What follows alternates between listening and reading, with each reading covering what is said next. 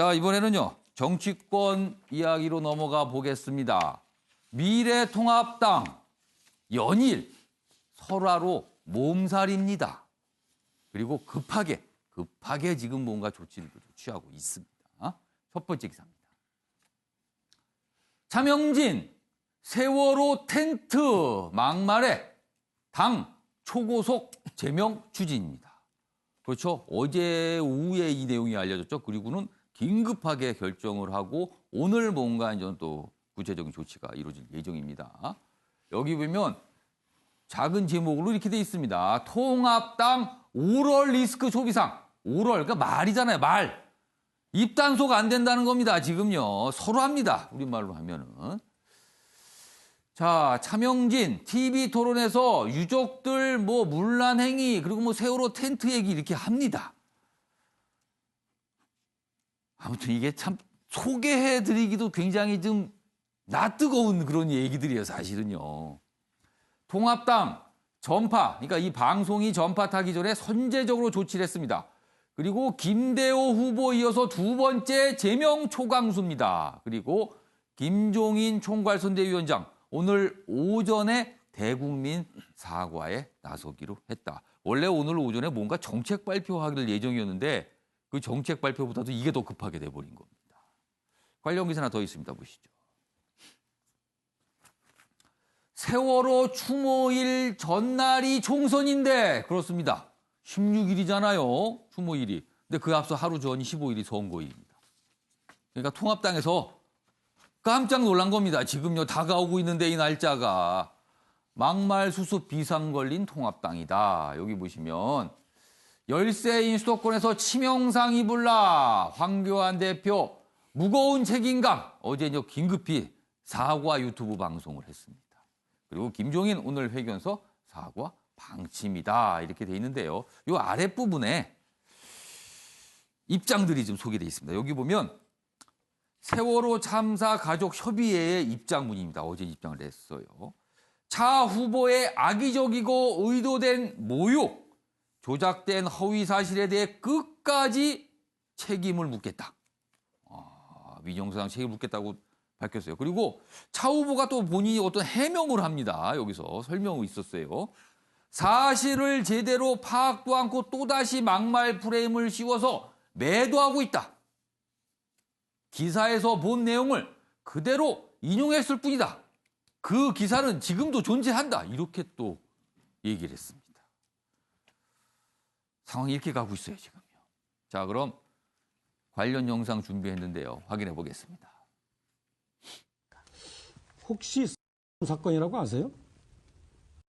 사건. 저는 2019년에 세월호 관련 페이스북을 쓰기 전에 이미 2018년 5월 달에 뉴스플러스라는 매체에 그야말로 세월호 자원봉사자와 세월호 유가족이 텐트 안에서 말로 표현할 수 없는 문란한 행위를 했다는 기사를 이미 알고 있었습니다.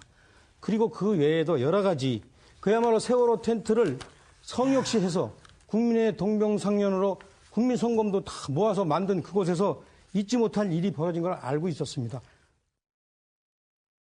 어제 그리고 오늘 많은 국민들께 큰 실망을 안겨드린 잘못된 발언에 대해서 당대표로서 무거운 책임감을 느낍니다.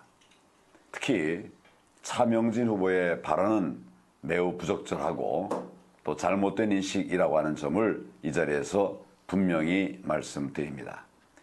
마음의 고통을 느끼셨을 모든 분들께 깊이 사과드립니다. 네, 박정환 교수님. 네. 설화가 연속해서 지금 벌어졌어요. 지금 3일째입니다, 계속. 그리고 당에서도 굉장히 또 빠르게, 깜짝 놀란 거죠. 빠르게 뭔가 조치를 하고 있습니다. 이 상황 어떻게 보셨어요? 망했다 뭐 이렇게밖에 얘기할 수 없을 것 같아요. 보통 유권자들이 예.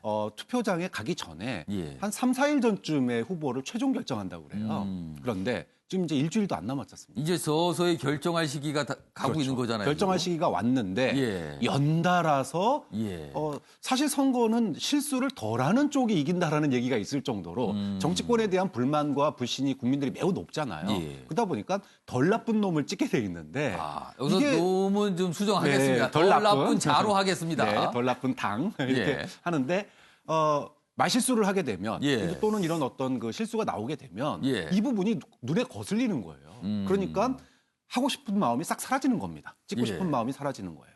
그래서 이게 이제 막판에 변수가 된다는 얘기가 있는데 예. 연달아서 그것도 세대가 우리나라의 그런 가장 큰 갈등이 있는 예. 전선이 쳐진 곳이 예. 쉽게 얘기하면 세대 갈등이고 아. 그다음이 5.18이나 세월호 같은 그런 예. 전선들이 소위 말해서 진영 논리의 선을 왔다 갔다 하는 예. 그런 민감한 부분인데 예. 여기에 대해서 연달아 뭐 당대표부터 시작해서 후보들까지 예. 이렇게 처음에는 작게 느껴졌어요. 당대표가 예.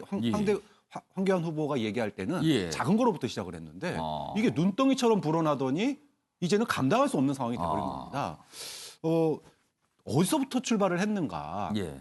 지난 전당대회 특히 예. 태극기 부대가 통합당 그 전에 한국당에 영향을 미치기 시작하면서 이 소위 보수의 품격이라는 게 사라져 버렸거든요. 작년 초입니다, 그게. 예. 그게 1년 만에 이제는 보수의 품격은 아예 흔적조차 없는 것 같아요. 좀 그런 점에서 통합당의 나쁘지 않은 구도로 시작된 선거였는데 예. 스스로 복을 걷어차고 있다. 아. 뭐 이렇게 평가할 수 있을 것 같습니다. 윤영걸 전 대표께서는 어떻게 보셨어요? 지금 총선에 큰 영향을 줄 수밖에 없죠. 예. 그동안에 초기에는 이 예. 선거 초기 연초만 해도 코로나 초기만 해도 예. 저 미래통합당에 상당히 유리한 국면이었어요.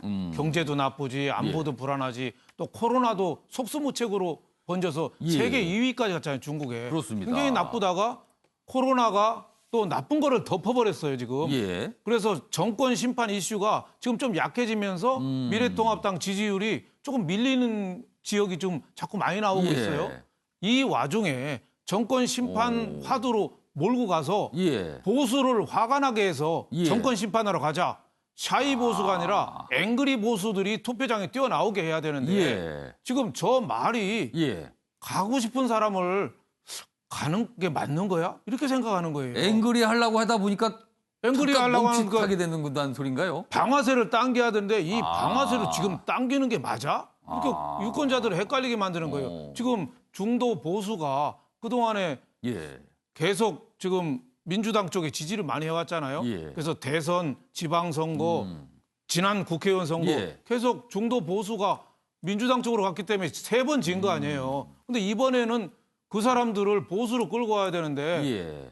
김대호 후보 얘기 봐요. 30, 40대는 문외야. 예. 그리고 나이 들면 장애인. 예. 나이 든 사람하고 장애인을 다 그냥 매도한 거예요. 그러니까 3040은 뭐 논리가 없다, 무지, 뭐 이런 뇌가 표현을 없다. 썼어요. 네, 그렇죠. 그 굉장히 어떻게 보면 험악한 말이거든요. 근데 예. 차명진 후보도 이 얘기는 예. 우리가 조심해야 될 말이 3가지가 있잖아요. 우리나라에서 세월호, 예. 5.18, 위안부. 옳고 그름을 떠나서 예. 국민 가슴이 아픈 말이잖아요. 옳고 그름을 떠나서 국민이 아파하는 부분이에요. 예. 그거를 왜 꼭 끌어냈냔 말이죠. 그래서 일부 보도에 의한 거를 나는 얘기했다. 차명진 후보가 얘기하지만 예. 보도도 잘못된 보도를 인용하는 건 책임이 다 있는 거거든요. 예. 그래서 이번에 굉장히 좀 잘못된 거다 이런 생각이 들고 예. 좀 빠른 조치 그 김종인 선대위원장이 저는 예. 사과도 한다고 하고 빨리 조치에 나온 거 그거는 굉장히 잘한 거다. 이거는 빨리 불을 꺼야 됩니다. 예. 불을 초기에 꺼야 돼요. 알겠습니다. 유재진 교수님, 네. 사실 옛날에는요, 뭐 그렇게 멀리도 아닙니다. 과거에는 보수는 품격이다. 뭐 이런 얘기가 있었어요, 사실은요. 그리고 진보는 약간 거칠지만 개혁적인 목소리를 내는 거다. 이랬는데 그 말이 이제 적용이 되나요? 뭐 대체로 그 기조를 유지하려고 하는 것 같아요. 예. 다만 후보자들이 전국적으로 이제 산재가 되어 있는 예. 상황에서 그 공통된 품격을 유지하는 것이 얼마나 어려운 것인가를 이번 이제 사태를 통해서 예. 확인할 수가 있었던 것 같고요. 예. 게다가 사실은 이번에 그 차명진 후보 같은 경우에도 본인이 의도하는 것과는 다른 식으로 이제 이야기가 좀 됐던 것 같기도 하긴 하지만 적절치 않았죠. 특히 그 김종인 우리 과거에 김종인 현재 그 선대본부장 같은 경우에는 과거에 그 새정치민주연합, 그러니까 더불어민주당이죠. 전에 2016년도 총선에서도 보면 예. 막말 정치인이라고 했었던 그때 당시에 정청래 의원을 컷오프시키는 등 막말과 관련된 부분에 대해선 선거에 지대한 영향을 미칠 거라고 생각을 했기 때문에 이미 그전에 컷오프를 시키기도 했었던 거거든요. 그만큼 말이 갖고 있는 중요성이 굉장히 중요하기 때문에 예. 막말이라고 하는 것, 특히 국민들 입장에서 듣기 어렵고 힘든 말들을 하지 않는 것이 예. 사실 좋을 텐데 예. 그것을 좀 깨트린 부분이 있어서 참 아쉽다라는 생각이 들고 기본적으로 미래통합당이라고 하는 정당, 예. 보수 정당은 예. 품격과 그리고 그 유지를 품격에 대한 유지, 예. 보수에 대한 품격에 대한 유지를 하기 위해서 지금도 여전히 노력하는 다수의 또 후보들이 있다고 하는 점을 말씀드리고 싶습니다. 장훈택 변호사가 보시기에는 이런 잇따른 설화, 선거 판도에 어떤 영향을 줄 것 같으세요? 영향이 있죠. 예전에 뭐 저희 당에서 뭐 정동영 그 당시 후보죠. 아니면 예. 김영민 후보나 이런 분들도 굉장히 막판에 영향이 있는데요. 지금 선거가 일주일 남았고 예. 지금 여론조사가 어찌 보면 발표가 안 되거든요. 예. 깜깜이 선거란 얘기는 하지만 예. 어쨌든 수도권에서는 뭐 2, 3% 안에서 당락이 갈리는 경우가 많은데 예. 굉장히 영향을 받을 걸로 보고요. 아까 말씀처럼 30, 40 세대들이 아마 투표 안 하려다가 화나서 투표할 수도 있고요. 왜냐면 어찌 보면 이제 코로나 이런 것 때문에 내가 예. 이거 투표해야 되나 이럴 수 있는데 이런 얘기 들으면 화나잖아요, 기본적으로. 그다음에 저는 아쉬운 게 예. 사실은 차명진 후보는 애초에 저는 후보가 안 됐어야 될 사람이라고 봐요. 왜냐하면 이 세월호 막말도 알려져 있지만 뭐 문재인 대통령에서 계속 이제 막말을 했는데 예. 그게 이미 다 언론에 나왔거든요. 예. 근데 그 당시에도 징계가 겨우 뭐 3개월 당원권 정지라 그래서 그 당시에도 사실 제명 요구 굉장히 많았습니다. 제명해야 된다는 얘기 있었는데 제명 안 시켰어요. 예. 공천 과정에도 당이 나오잖아요. 알잖아요. 그러면 민주당 같은 경우 어떻게 하냐면 사전에 심사를 해서 예. 걸르거든요. 아예 심사 자체를 입 후보 자체를 못 하게 해요. 근데 그런 절차가 없었어요. 그러다 보니까 어찌 보면 걸러지지 않은 거죠. 근데 한 번, 두 번 해서도 징계를 세게 안 받고 제명을 안 당했으면 그런 거에 대한 긴장감이 사라지는 거거든요. 예. 그래서 어쨌든 나온 건데 예. 저는 이 부분에 대해서는 어쨌든 황교안 대표의 책임을 예. 면할 수 없다. 왜냐하면 예. 처음에 막말 나왔을 때도 당시에 징계 하다가 결국은 그냥 뭐 당원권 정지로 위험에 넘어갔고 공천 과정에도 배제된다는 얘기가 있었는데 그래도 예. 어쨌든 갔단 말이죠. 예. 그렇다 그러면 사전 검증 소홀에 대한 어떤 당의 책임, 그중에서 예. 황교안 대표의 책임이 저는 예. 뭐 적지 않다고 봅니다.